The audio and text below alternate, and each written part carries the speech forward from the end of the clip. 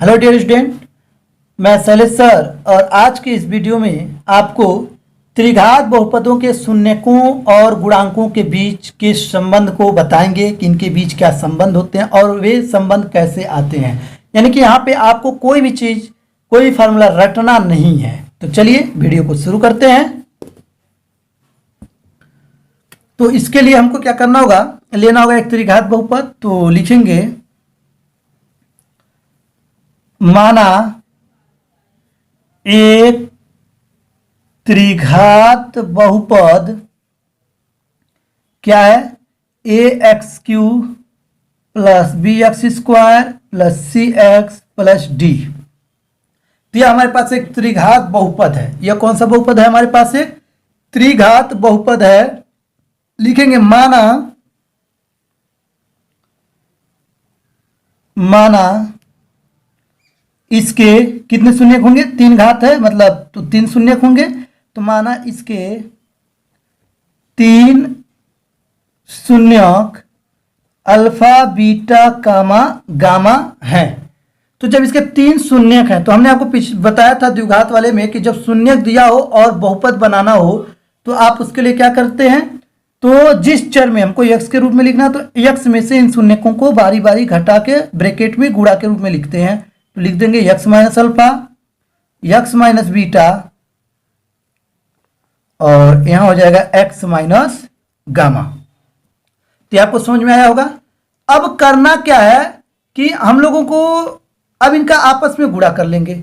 तो इनका जब गुणा करेंगे तो क्या होगा, चलिए गुणा भी कर लेते हैं। गुणा करते हैं तो पहले x का x में गुणा होगा तो हो जाएगा एक्स स्क्वायर, x का बीटा में होगा तो माइनस का बीटा x, फिर माइनस अल्फा का होगा तो minus alpha x, minus minus plus हो जाएगा, अल्फा में बीटा का गुणा अल्फा बीटा हो जाएगा।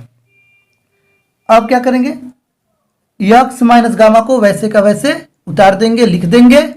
तो अब आपको क्या करना है, इस x का इसमें गुणा करना है। तो इस x का इसमें अगर गुणा करेंगे तो यह होगा x पे तीन घात minus beta x square minus alpha x square और धन अल्फा बीटा एक्स, ये हो जाएगा।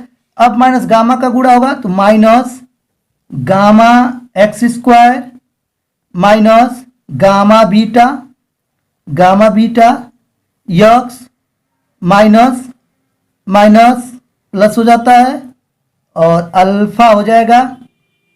यानी कि यहाँ पे हमने जब गुणा किया माइनस का तो यहाँ पे हुआ minus gamma x square, minus का माइनस में करेंगे तो प्लस हो जाएगा, गामा बीटा एक्स हो जाएगा। फिर माइनस का माइनस में प्लस गामा अल्फा एक्स, लिख देंगे गामा अल्फा एक्स और प्लस माइनस मिलके हो जाएगा माइनस अल्फा बीटा गामा। यह हमारा क्या हो गया, एक गुणा हो गया। हमने इस तरह से इसको गुणा के रूप में लिख दिया, यह एक्स होगा, गुणा कर दिया। अब इसको सीधा लिखेंगे तो x cube minus x square वालों को एक पास करेंगे तो सबसे पहले minus alpha x square minus beta x square, उसके बाद और कहीं एक्स स्क्वायर, हाँ माइनस गामा एक्स स्क्वायर। अब एक्स वाले टर्म को एक पास करेंगे तो plus alpha beta x plus beta gamma x beta gamma x plus alpha gamma x alpha gamma x और minus alpha beta gamma. X cube minus x square को common कर लेंगे तो alpha plus beta plus gamma हो जाएगा, plus यहाँ पे x को कॉमन कर लेंगे तो अल्फा बीटा बीटा गामा और ये हो जाएगा गामा अल्फा, यहाँ हो जाएगा माइनस अल्फा बीटा गामा। तो इस तरह से अब आप यहाँ देख सकते हैं कि आपको क्या क्या दिख रहा है। तो अब जो दिख रहा है उसी के अनुसार हम काम करेंगे। तो अब आपको दिख रहा है यहाँ पे अल्फा प्लस बीटा, तीन मूल होते हैं और इन तीनों को ऐड यानी कि मूलों का योग, यहाँ से हम निकाल सकते हैं मूलों का योग। तो लिखेंगे मूलों का योग बराबर, बस ये आपको सिखाया जा रहा है, फार्मूला रटना नहीं पड़ेगा, आपको ध्यान में आ जाएगा क्या होता है। तो मूलों का योग, तो मूलों का जो योग है वह हमारे पास क्या है, यानी कि alpha plus beta plus gamma, इसके नीचे नहीं कुछ है तो एक मान लेंगे। तो इसको हम लिखेंगे कैसे, भाई मूलों का योग है तो इसको क्या लिखेंगे, ये किसका गुणांक है, माइनस एक्स स्क्वायर का गुणांक है, तो यहां लिख देंगे माइनस एक्स स्क्वायर का गुणांक बटे एक किसका गुणांक है, यहां एक मानेंगे तो लिख देंगे एक्स क्यूब का गुणांक, यह हो गया। अब यह तो हमने ले लिया, अब दो दो मूलों के गुणनफल का योग है, दो दो मूलों के गुणनफल का योग, भाई देखिए दो मूल एक साथ, दो मूल एक साथ, दो मूल एक साथ और योग है, तो इसको लिख देंगे, इसको लिखेंगे दो दो मूलों के गुणनफल का योग। तो यह क्या हो गया, अल्फा बीटा बीटा गामा धन गामा अल्फा, ऐसे में तो यह किसके बराबर होगा, यानी कि अल्फा बीटा धन बीटा गामा धन गामा अल्फा, ये किसके बराबर हो गया, ये चीज होगा। तो यह किसका गुणांक हुआ, एक्स का गुणांक, तो यहां लिख देंगे एक्स का गुणांक बट्टे हो जाएगा एक्स का गुणांक, यहां आप देख सकते हैं, तो लिख देंगे एक्स का गुणांक और बट्टे में क्या हो जाएगा, इसके नीचे नहीं कुछ है ना तो एक मान लीजिए, तो एक क्या है एक्स क्यू का गुणांक, तो यहां लिख देंगे एक्स क्यू का गुणांक। तो एक बार और समझेंगे, दो दो मूलों के गुणनफल का योग, यानी कि दो मूल को एक साथ गुणा किया, दो मूल को एक साथ लेके गुणा अल्फा बीटा धन बीटा गामा धन गामा अल्फा, गुणा करके योग कर लिया, तो वही लिखा गया दो दो मूलों के गुणनफल का योग। तो इसके नीचे नहीं कुछ एक मान लेंगे। अब क्या होगा कि ये जो चीज आपको दिख रही है यह क्या है, इसमें इस समीकरण में आप अगर देखें अल्फा बीटा धन बीटा गामा धन किसका गुणांक है, तो एक्स का गुणांक है, तो इसके लिए एक्स का गुणांक बटे एक्स क्यूब का गुणांक। यहां तक समझ आया। अब एक और हमारे पास बच रहा है अल्फा बीटा गामा, यानी कि मूलों का गुणनफल है यहाँ पे सिर्फ और सिर्फ, तो इसके लिए लिखेंगे मूलों का गुणनफल, तो लिख देंगे मूलों का गुणनफल, तो मूलों का गुणनफल अल्फा बीटा गामा।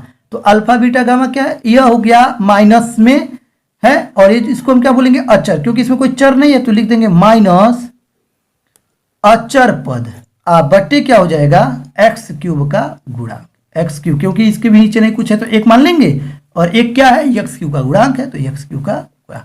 तो यह हमारा फार्मूला हो गया और गुणनफल यानी कि जो मूल हैं और जो गुणांक है उनमें एक प्रकार से संबंध हो गया। इन संबंधों को एक पास लिख देते हैं हम आपको अब याद करने के लिए, चलिए लिखते हैं। तो हमने लिखा अतः त्रिघात बहुपद a x cube plus b x square plus c x minus, क्योंकि शुरू में हमने यही माना था त्रिघात बहुपद, इसके तीन शून्य कौन कौन थे अल्फा बीटा गामा के लिए, यानी कि इसके तीन शून्य क्या थे अल्फा बीटा गामा, शून्य था अल्फा बीटा गामा। तब क्या लिखेंगे, तो यहाँ पे हम लोग लिखेंगे इसके लिए कि अल्फा प्लस यानी मूलों का जो योग होगा, तो मूलों का योग अल्फा प्लस बीटा प्लस कौन होगा गामा, तो alpha plus beta plus gamma का इसके लिए जो फार्मूला बना था वह हमारे लिए क्या बना था, हमने बनाया था माइनस एक्स स्क्वायर का गुणांक, तो एक्स स्क्वायर का गुणांक कौन है बी, माइनस हो गया एक्स स्क्वायर का गुणांक बटे एक्स क्यूब का गुणांक, एक्स क्यूब का गुणांक क्या है ए, तो यह ए लिख दिए।